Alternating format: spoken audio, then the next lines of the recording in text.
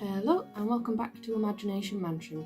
So today we have my March favourites, or what I did in March. So I'm going to basically do the same format as I did last month, which was books, manga, I've also got a graphic novel in there, some shows I've been watching, games I've been playing, and I've only got one app that I've kind of been using. Yeah, so this one will be a lot shorter than the last one. But let's get started. So first of all, books, and we are starting with a technical one, which is How AI Thinks by Nigel Toon. So this was very interesting to read. He's a lot more positive, I guess, than some of the other books that I've read, but he also sort of like says things, it goes into like, will it ever be sentient, what it can do for us, what people will use it for, and so what we should stop. And I don't think it's that difficult personally, but I do also know that I've read a few books on the topic before. But yeah, really enjoyed that one.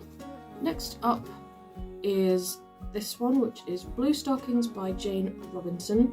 So this is about all of the girls and women who were fighting for women's education in sort of like the 1700s onwards. And it's a more casual tone, but I quite enjoyed it, especially as this was kind of the book that I was reading before I went to bed, so it wasn't too heavy, but I was still learning. And it was quite interesting because it goes into a lot more personal stuff in terms of like how the girls coped at university, the ways that they attempted to stay, why some of them had to leave, the kind of pressures they had as like some of the first generations going to university. And it was very interesting, and like I said, it was very light. It wasn't really bogged down in like difficult, as in like difficult language or anything like that. It was just a nice read about a topic that I think a lot of people forget. Like I don't think I took it for granted that I could go to university, but it was just kind of like a given that I was allowed. But it's because of people like that we can, so there we are. And the last one, which I am still reading, is called Rapthology: Lessons in Life and Lyrics by Wretch32, which is a book I never thought I'd pick up, but it was quite interesting because, so I don't really listen to much rap. I listen to some, because I'm not one to write off an entire genre, but I don't really listen to it much. But it was so interesting to hear him go into, because he picks out specific songs and talks about the lyrics and sort of like how he came up with the lyrics, the kind of things he was thinking about, and how he drew from his life for it. And yeah, like I said, I'm nearly finished and I've really been enjoying it so far. It's not really my genre, but it is still interesting to learn about someone's like writing technique for lyrics. So yeah, that's that one. So that's kind of it for books. It's been quite light on books this month, just because I've been busy, but I have read some manga, so I will go through those as well. First up, we have one that I hadn't really heard of, but it was just randomly in work, so I thought I'd pick it up, which is Wandance, and I've read books 1 and 2.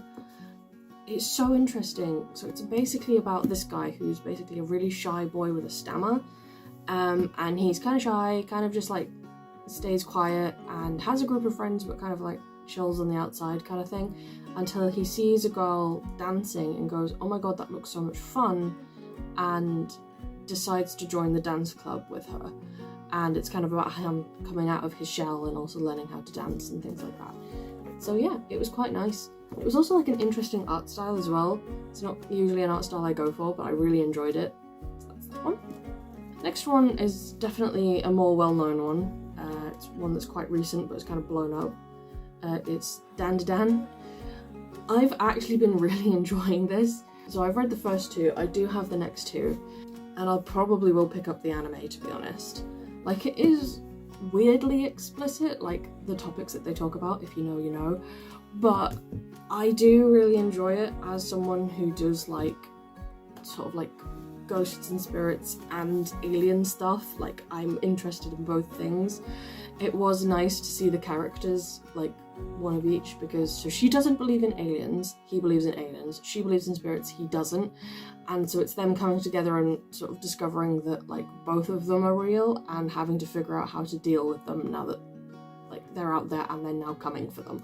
But I really enjoyed it. It's very funny, but it's also quite intense and quite action-packed and quite meaningful in some places as well, so I've really been enjoying that one. And next up is quite an old one, and I only have the first volume, which is The Way of the House Husband, which is this one. It's a comedy, so it's basically like an ex-Yakuza, ex-gang member settling down with his wife and just looking after the house like when she goes out to work, and sort of like how his day-to-day, because he's still known as a criminal, so people keep being like, oh, it's that guy, it's that scary guy, and he's just like, I'm just here to get groceries. But he also is just constantly glaring, and it's just so funny, but heartwarming at the same time. So yeah, that's that one. And then I do have one graphic novel as well, which is Beneath the Trees Where Nobody Sees, which is this one by Patrick Horvath. It's basically anthropomorphic animal characters, which is very cool. I'm a fan of that. But it's basically, she's a serial killer living in a tiny like town, but she always goes to the city to commit crimes. But now someone started committing crimes in her tiny town, and she's like, I'm not having it. You are not about to blow my cover because you're being stupid. And it was so interesting, and I kind of loved the ending as well. But yeah, it's quite graphic, so if you're a bit squeamish, maybe don't read this, or you know, if you don't like dark stories, also don't. But I really enjoyed it. It was very fun, and I really enjoyed the art style as well. It's like very twee. Does kind of like make me think of like Beatrix Potter, and somewhere between like Beatrix Potter, Wind in the Willows, and oh, what's the other one? Like the bramble mice ones. But they're all in like modern clothing and stuff. But yeah, that one. So in terms of shows I've been watching, I've actually started watching the cartoon Witch with Kenneth, my partner. I've watched it multiple times, and it's so fun showing him it and being like, look how cool it is. And he's like, yeah, it's cool. And so it's a story about basically these girls. They get given magic powers, they have to fight evil and close portals, but it's just so good. I think because they're so quintessential teenagers, like I think they're about 12, 13, and it's just, and so you kind of do watch them grow up, which is quite nice. And yeah, I'm loving it. So we're not that far through at the moment, but we're having a lot of fun, and it's good to watch. And the other one I'm watching is, I'm actually watching it on Disney Plus, which is Drain the Oceans. I basically use Disney Plus for the documentaries, I'm not gonna lie. Like the occasional like nostalgia movie and stuff like that, but it's mostly the documentaries I watch. But yeah, I've really been enjoying that, and it's so much fun. If you like kind of maritime archaeology or any of that kind of stuff, it is so fun. It's so fun, and I think I'm about at the end of season 1 now, so I've been enjoying it so far. Games. So I've recently got back into Animal Crossing. I kind of go through waves with Animal Crossing. I think because once you get past a certain point, it kind of gets a bit monotonous. Because I did restart not that long ago, because it was just like I'd done everything basically almost. And so I was like, I don't know where to go from here. There's not really much else I want to do. Like, so I did just sort of like start from scratch again, and that was quite fun. I did quite enjoy that. Another game that I've been dipping in and out of is Pokemon Scarlet. I do enjoy that, but sometimes I do, because it's so open map, I do occasionally get confused about where I'm supposed to go and what I'm supposed to do. There's too much choice. So I do dip in and out of it. But I have been enjoying what I've been playing, mostly just catching Pokemon, I'm not gonna lie, rather than doing the story. I have not really progressed with the story at all, and I got it for my birthday last year, so it's been a while. But I'm getting there, I'm taking my time, I'm playing it in my pace, it's all good. And then last, I'm still ticking over with Disney Dreamlight Valley, as I think I always will be, because I've just got Aladdin and Jasmine, and there's an event on at the moment that I've been playing through, so that's been quite fun. I do tend to up my involvement when there's an event, I think, because otherwise it is just kind of like you go around, you talk to people, you plant some pumpkins, you log off. Like, there is some story stuff as well that you can do, like especially for like a new area, you do then unlock the stories for that area and then characters and things. But I do tend to dip in and out of those because they're not time-based, whereas if something's time-based, like an event, I am more likely to keep up with it, so to speak.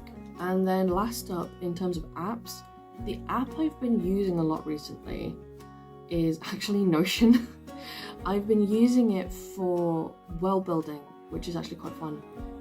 So I've got it all I've got it all on one page, and then I've got sub pages in there, and they've all got tabs, like tab toggle lists and all that kind of stuff, linking to like geography, deities, seasons, festivals, all that, like, and now that I've actually like asked people, because I started world building ages ago, just kind of for fun, and then I was like, you know what, I actually want to do something like this, but I don't think I want to like write anything like book-wise for it. So I was like, oh, okay, D&D, because I've played D&D before, I really enjoyed it. It kind of started as a passion project because of that, because I basically had all these D&D characters that I'd played, and I was like, I still kind of want to interact with them, or I want there to be somewhere where they are, almost, which sounds really weird, but I built this world kind of like for them.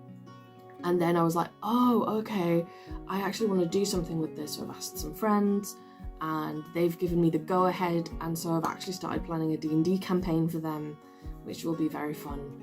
It's slightly intimidating because I'm coming into it fresh. I'm not quite sure what I need to do and how and all that kind of stuff, but we've got session zeros and stuff, and they've all DM'd before, so they can basically go like, no, that's not how you do that.